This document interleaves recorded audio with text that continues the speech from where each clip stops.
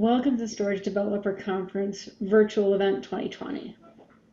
I'm Richelle Ahlvers. I'm the chair of the SNIA Scalable Storage Management Technical Work Group, and I'm also the vice chair of the Storage Management Initiative, which has multiple programs, one of which is the SNIA Swordfish Conformance Test Program, which is new and rolling out this year.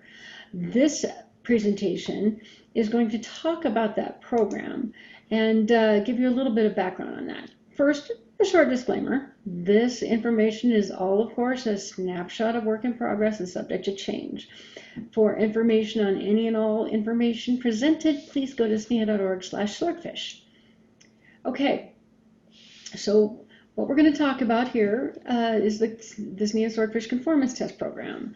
What it is, an overview of the program, what requirements there are for initial implementation, program features and benefits, and also just how to participate. We'd love to have you get engaged.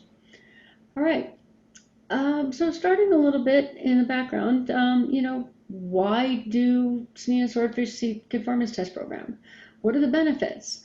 So this program, these types of programs have been around a long time. The reason to do vendor neutral certification and vendor neutral test suites and publish results for that is really to give a lot of validation to the customers of not just a vendor position, but a vendor neutral. So objective testing, and also ensuring that your product is conforming to the industry standards in a third-party validated manner. So what is Swordfish CTP? It's that vendor neutral test suite to validate the conformance to the Swordfish spec. And how do we do that? We use 3 different components that we test against. We actually test against the Redfish spec, because the Swordfish spec is an extension of the Redfish spec. So we look at the Redfish spec itself for protocol level requirements, for low-level schema requirements, and then we look at the Swordfish spec for the details of Swordfish storage-specific functionality and additional constraints and requirements. And then we use the Swordfish profiles to provide the additional constraints for the specific functionality that an implementation is trying to validate against. So profiles are really the code level definition of those customer features that an implementation is advertising that it can implement. So each feature corresponds to key customer functionality, like the base, of course, discovery, but claiming support for provisioning, replication, local and remote, file system support, file system provisioning, class of service capabilities, performance instrumentation. So right now we support 14 different profiles, but we expect to add quite a few more in the next iteration to support NVMe and NVMe-OF capabilities. All right, so about the program itself. So for those that have been around SNIA for a while, we've had the SMIS Conformance Test Program. We've actually leveraged a lot of the design of the program and even some of the infrastructure of I should say the processes more so than the infrastructure. So just like the SMIS program, the Swordfish program is based on client features, as I've already defined. We've also got developing an automated test framework. There'll be some significant differences to that I'll describe in a minute. And it also works in concert with our other programs within the SMI, the SM Lab and its PlugFest. The reason it works there, and I'll just talk more about that in a minute too, is really having those interoperability capabilities helps folks accelerate their ability to pass CTP.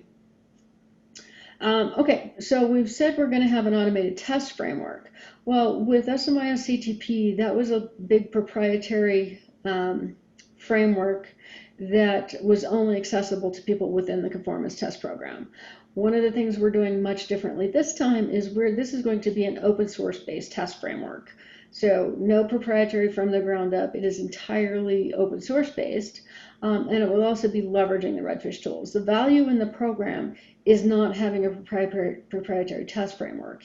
It is having tests, validating those, having the ability to have those test results posted, and having the validation. That's where we want to focus. Next, more automation. We are targeting to get to the point where we have a completely automated test submission process, validation, and publication process. It's obviously not where we're going to start, but our goal is to get to the point where we get as hands-off as possible in the entire submission and validation process. Another thing we really want to focus on is more marketing opportunities for programs and participants. We don't want to just have things go through and show up on a website. We want to take advantage of the fact that people are joining the program, and we can actually use the SNIA's vendor neutral distribution capabilities and marketing capabilities to the industry to let people know when we have advances in the program and when we have participants and engagement with the program. So that being said, let's talk a little bit about the program. So as I've mentioned already, and you'll hear this repeated several times, we do use an open source test framework. We're not building it. So just like we leverage the Redfish framework, we're leveraging the Redfish test framework. We're also leveraging many of the tests. This has allowed us to ramp this program up extremely quickly. What we get to focus on is the Swordfish components of the test program. So while we're leveraging that test framework, when we find places that need enhancements or hardening, we will take those, we will contribute those back to the open source framework. So the program itself will be a combination of base Redfish compliance and Swordfish tests. So we're leveraging most of the base Redfish compliance directly from the Redfish folks and the Redfish tests. We will focus initially on developing the Swordfish test. We will look back and see if there's additional, Redfish level compliance things that we think need to be developed, but that will be a lower priority for us. The program focus is the Swordfish value add test. So these focus in characterizing against each feature, and those features are defined in the profiles. So that's what folks will be able to advertise in compliance against and success against in test results is going to be testing against Swordfish features. Okay, so we talked a little bit earlier about the importance of the relationship to the test lab.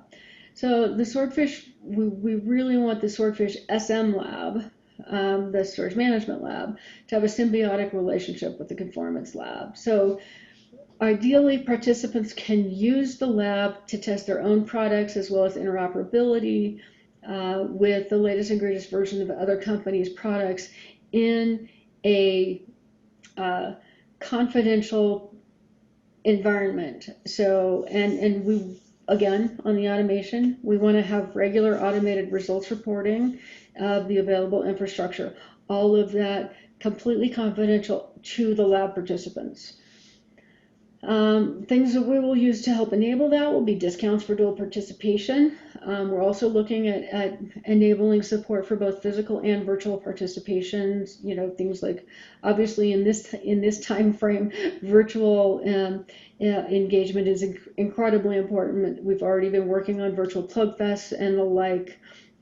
So we're working on the ability, and we have enabled the ability to have the physical infrastructure in the tech center in Colorado Springs, and everyone else engaging virtually. So that's, the lab is got some equipment in there. So as we ramp up folks into both Swordfish and engaging with the SM Lab, we'd like to go ahead and see more, see and enable more engagement with Swordfish-enabled technology there. The test submission model is really a self-test and validation model. So initially we expect hand-holding, which I'll talk about in a little bit. Our target model is really the participants run the tests against their own equipment and software, and then submit the test results to us to validate and post on the Swordfish site as certified results. Again, this automation theme that I've been talking about, we would really like this to eventually be completely automated with just an audit process, so that something goes through the online portal, processes, and automatically results get created and uploaded. We're clearly nowhere near that, but that is my goal, is that the program runs that seamlessly. It also means things are very quick for submitters.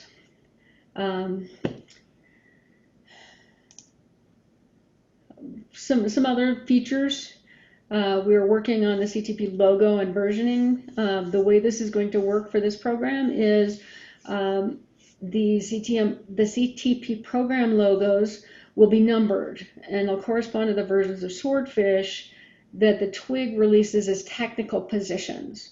So the first version of CTP that comes out will correspond to the Swordfish release that just came out. That's going to be that we're pushing as the technical position, which is 121. So we will have Swordfish CTP version 1.2.1 as the first version of CTP, and that will be using the profiles that came out as part of Swordfish 1.2.1. So there may be multiple, there may be versions of the tests that need to get enhanced and tweaked as we build that. But that's what the logos. So that will be much easier for clients to basically tell what you tested against. Is you'll be able to get that little Swordfish CTP logo with the number on it that you can use in your marketing materials. And that's also what will show up on the website. Okay. So again, a little bit, what does the test framework look like? A little bit about the details of how this is going to work. We are using the Redfish test framework. This is open source. You can find it on github.com/redfish. github.com/DMTF. So we're using a lot of this as is. We're leveraging a lot of their tests. As I mentioned, we're leveraging a lot of their base tests for Redfish. We actually have several that we're going to enhance, and I'm not really going to dive into that right now. That'll be something that for folks that are participating in the program we can talk about. But there's a lot of the interop validator, protocol validator, service validator. Protocol validator and service validator are really doing the same thing. We'll obsolete the service validator in favor of the protocol validator. But the URI validator are all base tests that we will use. The interop validator is the profile tester. So that's one of our key tests. The other ones are all base tests, testing, your compliance to the Redfish spec. So those are key ones for us to start with. So some of the things that we'll be developing and bundling in addition to the, leveraging this is making it easy to use. So documentation, maybe some scripting and bundling for folks to basically say, go get all of these pieces, get these from Redfish, get these from Swordfish, get these all over the place, and single click kind of thing. Basically making it really easy for people to use. In order to get to that level of automation I talked about earlier, we will also need to build in some relatively bulletproof I say relatively bulletproof because you can't ever get completely bulletproof. But you know, getting a bulletproof mechanism to have test results that are not modifiable, that you know that we can guarantee were actually generated by the tools and not hand edited and submitted. We hope to have designing a certificate-based authentication mechanism to build into the framework to use for that. That will be down the road again a little bit. We don't have that ready to go. While we're working with our first few participants, we expect to be doing most of that interactively. So those are the kinds of things that we'll be working on as enhancements. Again, the first few test customers through the program we expect to be dealing with interactively. We expect to see also a bunch of additional tests that need to be built to supplement the simple profiles tests. We have a handful already identified. We also expect to see documentation for use and some things like that developed. All right, so test results. The framework already has a test results that are generated in HTML, so you can see, if you run it through the framework, you'll get a nice little output that looks like this. You can see, this simulated environment where they were able to pass, a ridiculously high number of the functional tests here. So the way this would work is you could run in the framework, see these. If you're happy with these, submit them. We can validate them, or we'll be hand-holding, working with you. And because this is all HTML, we can actually take this, massage it, and turn it into nice, pretty results that get posted on the website. So the characterization will really be, if you're passing you have to pass the base test in order to pass. So in this case, you can see the Redfish Service Validator didn't pass. If that's one of our base requirements, then this whole test suite doesn't pass. However, assuming protocol validator assuming service validator and URI validator pass, then you passed base Redfish, and then after that you're basically just advertising all of the Swordfish features that you have passed for version 1.2.1, and that's what would get posted. So that's basically the strategy for that. We don't have examples of that yet. We're still working on the design. So where are we? We are working with companies now to test the tests.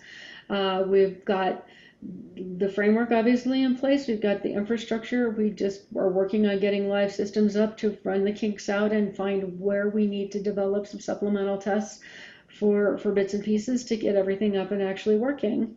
We also know we have some components we have to build into the service validator. So as we build that and get that flexibility built in to cover all of those different swordfish, all of the various swordfish configurations, functionality will get rolled back out to open source as well. If you are interested in participating, please contact us at storagemanagement@snia.org and look for the full program launch coming soon.